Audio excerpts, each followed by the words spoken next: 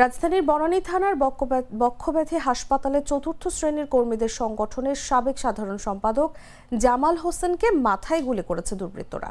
শুক্রবার রাতে চতুর্থ শ্রেণীর কর্মীদের অফিস ক্লাবের সামনে এই ঘটনা ঘটে। জামাল হোসেন বক্ষব্যাধি স্টাফ কোয়ার্টারের মৃত মুন্নাফ আলীর ছেলে। আহত জামাল হোসেনের ভাই সজল জানান, শুক্রবার রাত 9:30টার দিকে হাসপাতালের চতুর্থ শ্রেণীর কর্মীদের অফিস ক্লাবের সামনে দাঁড়িয়েছিল জামাল। এ সময় মুখোশধারী দুই ব্যক্তি এসে তার চোখের ডান পাশে গুলি করে পালিয়ে যায়। পরে গুলিবিদ্ধ অবস্থায় তাকে উদ্ধার করে ঢাকা মেডিকেল কলেজ হাসপাতালের অনস্টপ ইমার্জেন্সি সেন্টারে ভর্তি করা হয়। বিষয়টি নিশ্চিত করেছেন বনানী থানার ভারপ্রাপ্ত কর্মকর্তা রাসেল সরওয়ার।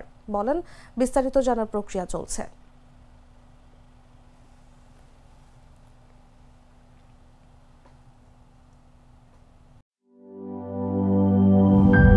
গ্লিটারের টুইন লেমন ও অ্যান্টিব্যাকটেরিয়াল ফর্মুলা বাসনকে চকচকে জীবাণুমুক্ত করে আমাদের দেয় গ্লিটার গ্যারান্টি।